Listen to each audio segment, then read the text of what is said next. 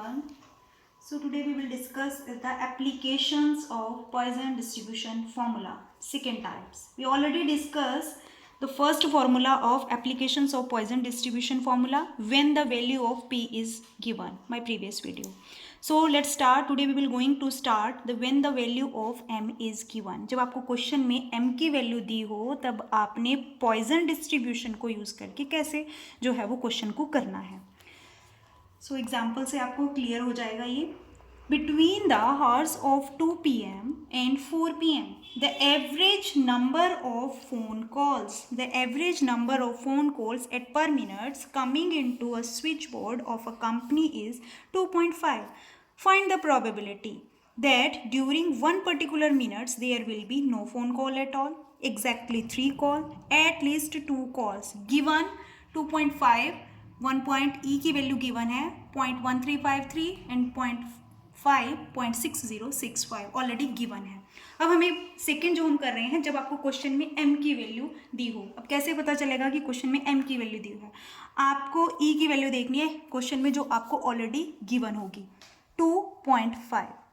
ये ऑलरेडी दी हुई है तो आप देखिए M की वैल्यू क्वेश्चन में आपको दी हुई है 2.5. तो this is a M value. और M वैल्यू जो है वो किसके इक्वल होती है? मीन के. Average number of a phone call पर मिनट कमिंग इनटू कितने दिए हुए? 2.5. राइट. जो पॉइजन डिस्ट्रीब्यूशन में मीन की वैल्यू जो है वो मीन जो है वो M के इक्वल होता है. तो average number of phone call already given है ये X mean is equal to किसके? M के. M ऑलरेडी कितना दिया हुआ है? 2.5. अब हमारा जो है वो पॉइजन डिस्ट्रीब्यूशन फॉर्मूला क्या है? पॉइजन डिस्ट्रीब्यूशन जो हमारा फॉर्मूला है, distribution formula E x is equal to E minus M x by x factorial.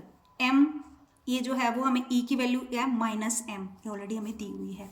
M already हमारे पास गिवन है. सो E M कितना दिया हुआ है? E minus 2.1353 E minus 2.5 is equal to 6065. M is equal to 2.5. अब हम question को start करते हैं. क्या पूछा गया है क्वेश्चन में कि फाइंड द प्रोबेबिलिटी. प्रोबेबिलिटी को फाइंड आउट करना है किस किस की? Not phone call at all. So P0.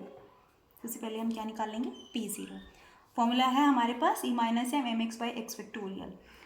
P0 x P0 E minus 2.5 into M 2.500 factorial. E minus 2 की वैल्यू कितनी दी हुई है? 0.1353 और E माइनस 0.5 की वैल्यू दी हुई है 6.6065. राइट. 0.1353 को हम मल्टीप्लाई कर देंगे 6065 से इंटू 2.5. इसको हम इसके साथ डिवाइड करेंगे तो ये क्या आएगा? 0. तो वो लिखने की हमें ज़रूरत नहीं, सीधा ही इसको इसके साथ हम क्या कर देंगे? मल्टीप्लाई कर देंगे. अब हम इसको इसके साथ जब हम मल्टीप्लाई करेंगे तो हमारे पास क्या आएगा? 0.1353 इंटू 0.6065. ये हमारे पास आ जाता है 0.08205. अब हम निकालेंगे P1. अब हम सेकंड निकालेंगे. हमारे पास आ गया है P0. अब हम सेकंड निकालेंगे exactly 3 calls. Right. Exactly 3 calls. 3 calls. Exactly 3 calls हमारे पास आ जाती हैं तो हम अपने इसमें क्या निकालेंगे? P3. तो P3 हमारे पास आ जाता है P3 is E minus 2.5 M 2.5 3 into 2 into 1. E हमारे पास इसकी वैल्यू क्या आ गई है? 0.08205. ये ऑलरेडी हमारे पास जो है वो ये देखिए इसको मल्टीप्लाई करके आ जाता है 2.5 को जब हम 3 टाइम मल्टीप्लाई करेंगे 2.5 ये आ जाता है हमारे पास 15.625 divided by 6 into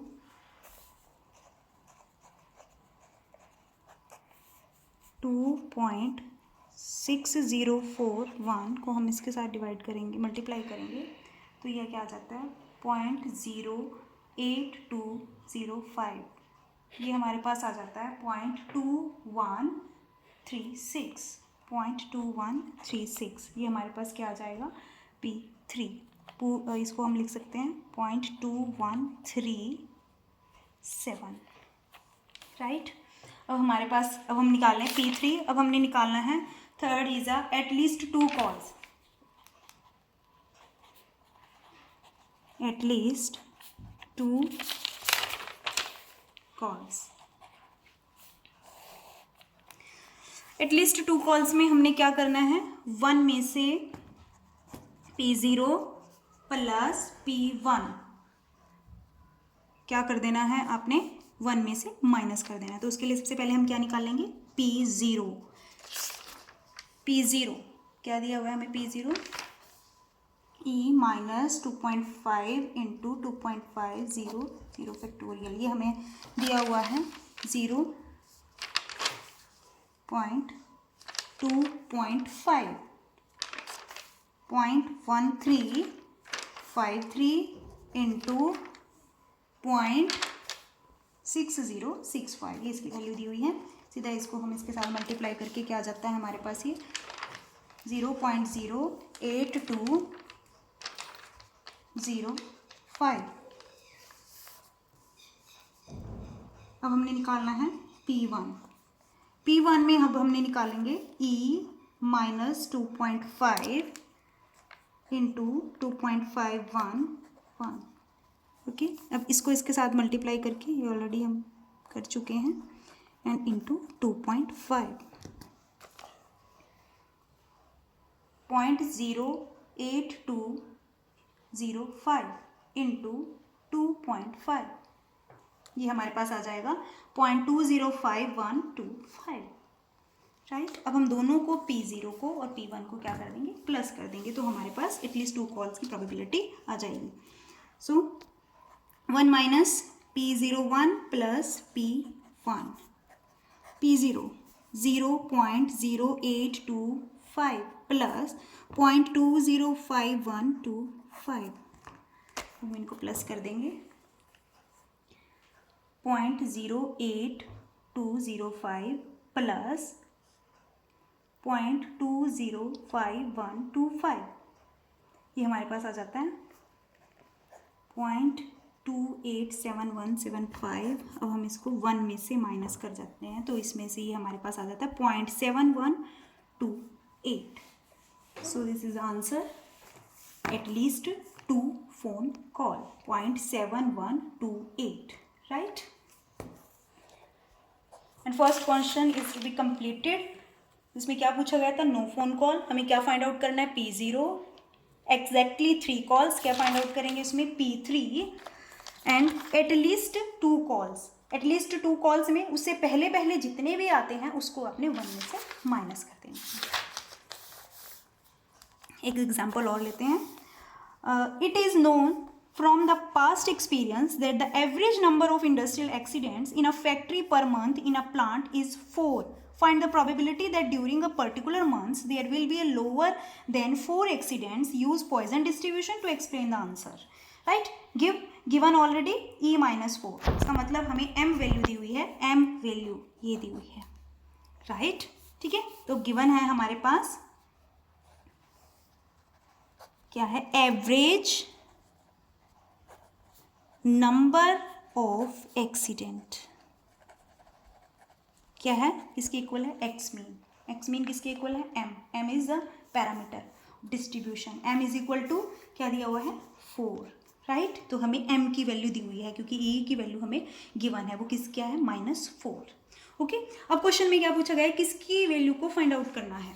there will be lower than 4 accident, 4 से कम जो एक्सीडेंट हुए हैं उनकी प्रोबेबिलिटी को फाइंड आउट करना है पॉइजन डिस्ट्रीब्यूशन को यूज करके, right. So formula is E minus M M X by X factorial.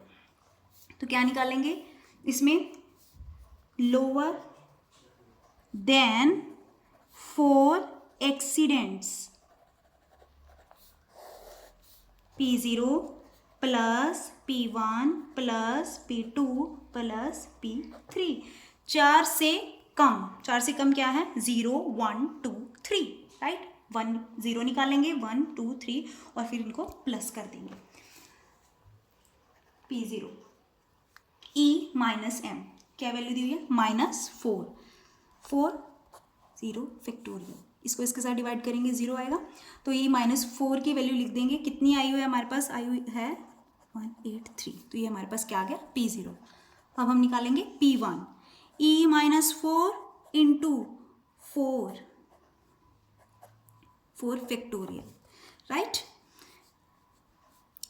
E minus 4, अब क्या दिया हुआ है 0.0183, इसकी वैल्यू दी हुई है, इनटू सीधा 4 के साथ मल्टीप्लाई कर देंगे इसको, तो ये हमारे पास क्या आ जाता है 0.0183 इंटू 4, तो ये हमारे पास क्या आ जाएगा 0.0732।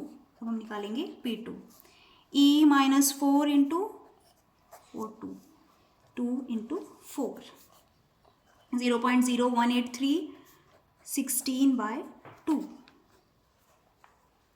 16/2 into 0.0183, 0.1464 P3, E minus 4 into 4 को 3 टाइम करेंगे, 3 into 2 into 1, 0.0183 E value into 64/6, 64/6 into 0.0183, तो ये क्या आ जाता है 0.1952, राइट। अब हमारे पास आ जाता है लोअर देन 4 एक्सीडेंट्स, अब उनकी प्रोबेबिलिटी को फाइंड आउट करना है। तो हम क्या कर देंगे, 4 को प्लस कर देंगे, P0 plus P1 plus P2 plus P3, P0 की जो वैल्यू है वो कितनी आई हुई है हमारे पास 0.0182, P1 0.0732, 0.1464, P3 0.1952, और हम इसको प्लस कर देंगे, प्लस 0.1464 प्लस 0.0732 प्लस 0.0182, तो ये हमारे पास क्या आ जाती है 3। अब इन्होंने पूछा है कि प्रोबेबिलिटी को जो 4 से जो कम है उसकी प्रोबेबिलिटी को फाइंड करना है कि कितने जो है वो 4 से कम कितने एक्सीडेंट हुए हैं। तो जब हम इसको क्या करेंगे, तो इसको हम जब हम परसेंटेज निकालेंगे इसकी, तो हमारे पास ये आ जाएगा total number of lower than the probability of less than 4 accidents, right. तो हमने इसको क्या करेंगे, इस तरीके से हम लिखेंगे probability of less than 4 accidents is 0.43, यानी लिख सकते हैं हम, इसकी परसेंटेज निकाल देंगे तो क्या आ जाएगा 43.3%।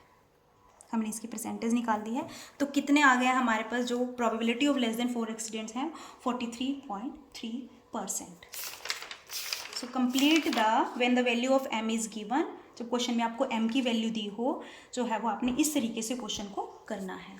So complete the topic of the applications of Poisson distribution formula. तो जितनी भी आप प्रैक्टिस करेंगे उतने ही आपको समझ में आएगा। And thank you for watching this video.